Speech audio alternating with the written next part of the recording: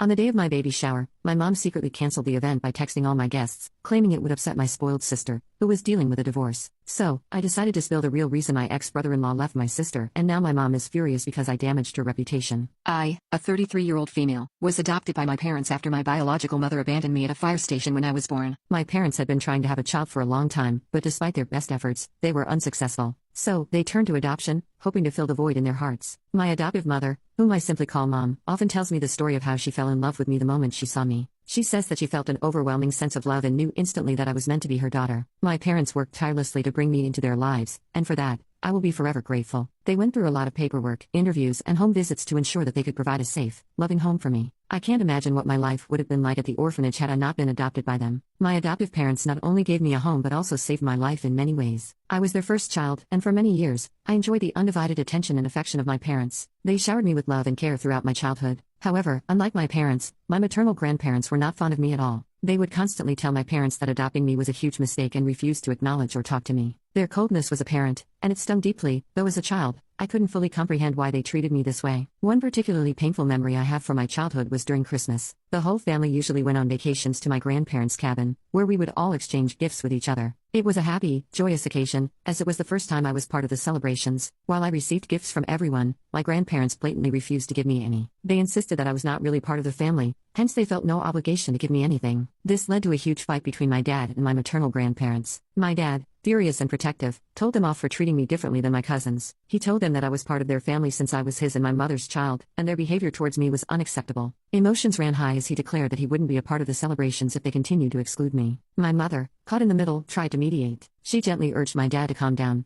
explaining that not everyone would understand their decision to adopt. She tried to justify her parents' actions as being old-fashioned and pleaded with my dad not to take their words to heart. However, my dad refused to back off. Since my mother wasn't ready to go back with him, he left with me. I remember feeling terrible and even having a tummy ache as I kept thinking that I was somehow responsible for my parents' fight. My dad later assured me that none of this was my fault and that he loved me no matter what. Yet the guilt lingered, mingling with the sadness of being unwanted by my own grandparents. I wish I could say that with time, my grandparents' behavior improved towards me, but unfortunately, it hasn't. Their coldness still persists, and my dad, after seeing the impact it has on me, has knowingly limited his interactions with them over the years. He has even gradually stopped attending family functions altogether. My mom does try to bridge the gap, but my dad has never forgiven my maternal grandparents for treating me differently. Now, compared to my mom's side, my dad's side of the family is much kinder and more inclusive. From the very beginning, they welcomed me with open arms, treating me like one of their own. My cousins on my dad's side have always accepted me without question, embracing me as a true member of the family. We have spent countless holidays, birthdays, and family gatherings together. Even now, as adults, we all still hang out and maintain close relationships. We go on trips, celebrate milestones, and support each other through life's ups and downs. So, my life wasn't all that bad. I enjoyed being an only child to my parents for a long time. They always gave me everything I wanted and did their best to make me feel valued and loved. Then, 7 years later, something incredible happened. By a miracle, my mom got pregnant with my youngest sister. This news came as a complete surprise since my parents had given up all hope of having a biological child.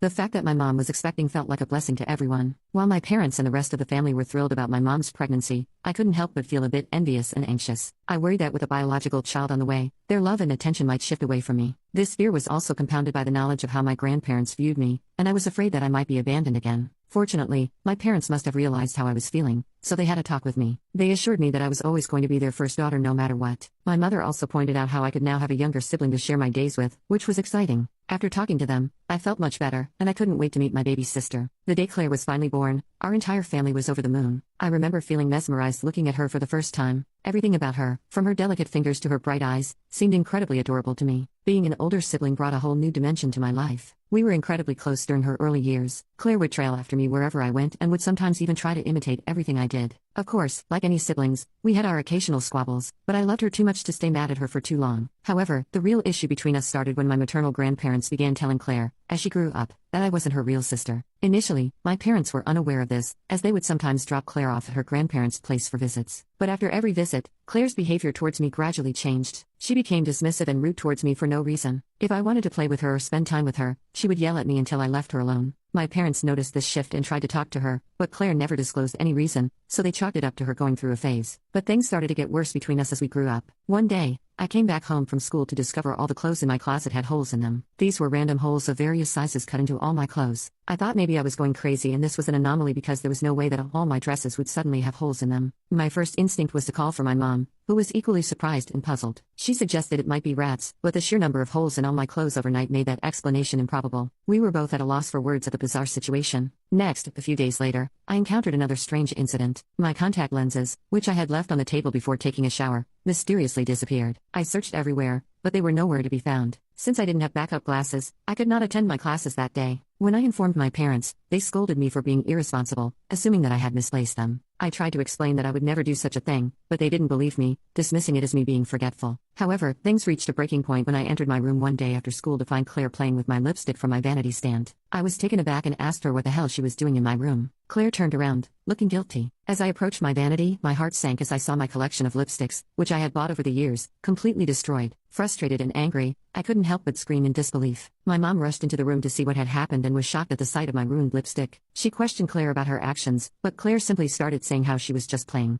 I know this might sound like it was a normal thing between siblings, but I knew my little sister well, and this was not her usual behavior. Until then, I had always trusted CLA. I would have never suspected my little sister of behaving so maliciously. However, as I reflected on the past incidents and connected the dots, it became clear that she was the one responsible for cutting holes in my clothes and taking my contacts. I confronted her, demanding answers, wanting to understand why she would do such things. At first, my mom tried to calm the situation, expressing disbelief that CLA could be behind it, but I couldn't let it go and continued to question her until CLA tearfully admitted that she had indeed done all those things. Upon hearing this, Mom's expression shifted to one of surprise and concern. She gently asked CLA why she would engage in such destructive behavior, tears streaming down her face. CLA then confessed that our grandparents had been filling her head with negative ideas, constantly reminding her that I was adopted and shouldn't really live with them. They also fueled her jealousy by suggesting that I was trying to take away her inheritance, and that our parents favored me more. The manipulation had led CLA to develop animosity towards me over time. I felt a surge of anger when I heard what CLA had confessed. It was frustrating because I had kept quiet about my grandparents' animosity toward me for so long. Now, seeing them manipulate CLA, it was like they had crossed a line. I knew that if Dad discovered what was going on, he would react strongly and might even cut off CLA's contact with them. Mom seemed to understand this too because she started to urge me to let the matter go and promised to talk to CLA separately. She emphasized that it was unnecessary to bring this issue up to Dad right away. I questioned her decision, feeling that Dad deserved to know the truth behind CLA's behavior, as our grandparents were to be blamed. However, Mom insisted firmly that involving Dad might lead to CLA being scolded unfairly, which would imply that I didn't love my youngest sibling enough. Reluctantly, I forgave CLA, trusting Mom to handle the situation with her delicately. It's disheartening to say that despite Mom's efforts to intervene, the situation between us never improved.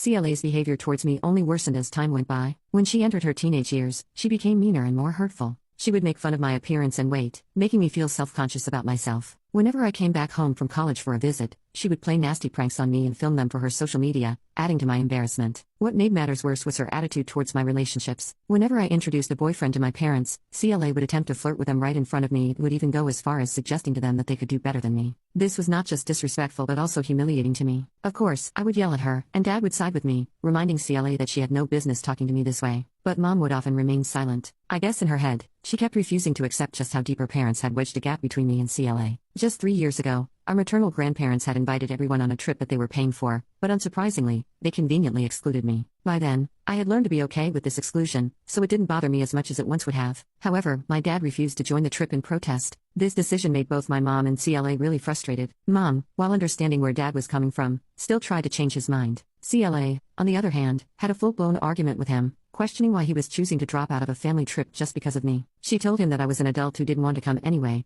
which was laughable since I wasn't even invited. She tried to convince him to not miss out on the trip because of me. Despite her pleas, Dad stood firm in his decision, refusing to go without me. After the trip, CLA posted a bunch of pictures with our cousins, captioning them with phrases like real family and her ride or die. Although it hurt me deeply knowing that my sister still saw me as an adopted sibling, I chose not to say anything to her.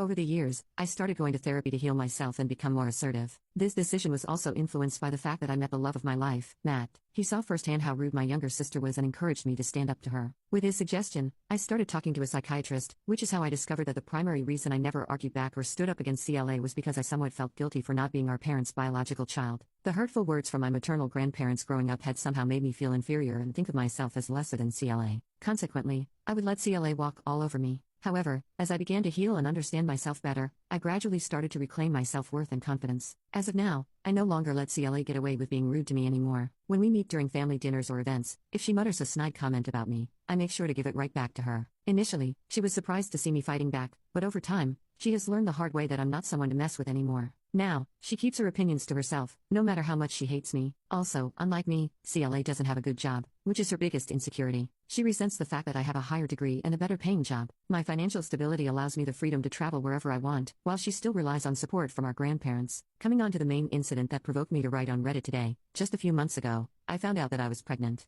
This was amazing news for Matt and me, as we had been trying for a while. When I called my parents to share the news, they were overjoyed and told me how excited they were to meet their future grandchild. Matt and I have been reading multiple parenting books to prepare ourselves so we can be ready to take care of our baby. We have also put a lot of effort into redecorating and transforming a spare room of our house into a cozy baby nursery for our little one. This week, my baby shower was planned, and my cousins from my dad's side were handling all the arrangements. I was excited to meet my family for such a joyous occasion and celebrate with them. 2 days ago, my mom called me to drop a bombshell. My sister CLA was getting a divorce. I was completely caught off guard because I had no inkling that her marriage was on the rocks. CLA's husband, Cameron, always seemed like a decent guy to me. Although I wasn't invited to their wedding, I've always been courteous and friendly to Cameron whenever we've crossed paths at family gatherings. Apparently, Cameron walked in on CLA sleeping with someone else at their home. This discovery triggered a massive confrontation between them and led to Cameron kicking her out of his house. CLA then had no choice but to come and live at our parents' place. Dad, understandably, was furious with CLA. He firmly told her that if she couldn't honor the sacredness of marriage, then she deserved to be divorced and live alone.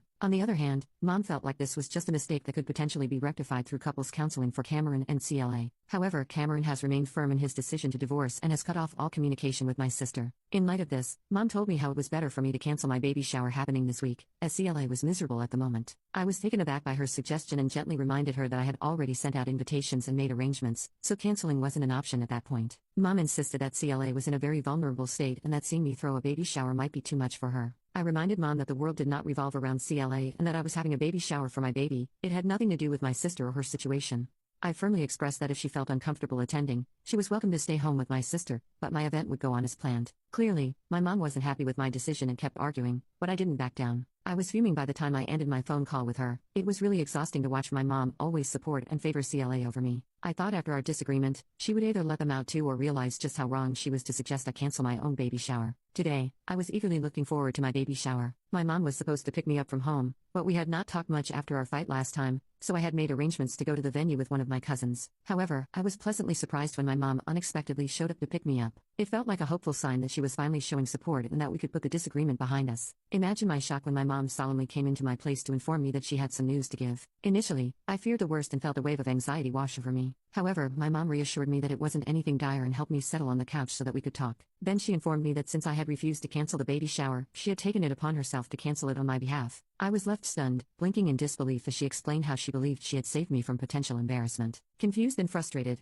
I questioned her about what the hell she was talking about. My mom went on to state that it wouldn't look good for me or for our family to celebrate while my sister was going through a divorce. In her view, canceling a silly little baby shower was a minor sacrifice to pay in support of my sister during such a difficult time. Feeling utterly betrayed and enraged, I struggled to contain the storm of emotions raging inside me. Every fiber of my being wanted to scream and shout at my mom about how she had violated my trust. However, because I am pregnant, I forced myself to rein in those impulses. Closing my eyes tightly, I counted down from 10, desperately trying to regain composure. When I opened my eyes, the disappointment and hurt still lingered, but I managed to ask my mom firmly to leave my house immediately. I could not bear her presence near me after such a betrayal. At that moment, I felt like she had not just taken away my celebration but had also disregarded my feelings and autonomy as an adult and a mother-to-be. I've been an emotional wreck since my mom stormed out. It's like my emotions are on a constant roller coaster, and the tears just won't stop flowing. I had to reach out to Matt, and he's on his way after hearing what happened. It's just unbelievable that my own mom would do something like this to me. Part of me is tempted to expose the truth behind my sister's divorce, knowing Mom is likely trying to sweep it under the rug, which is why she canceled my baby shower so no one would ask her about it.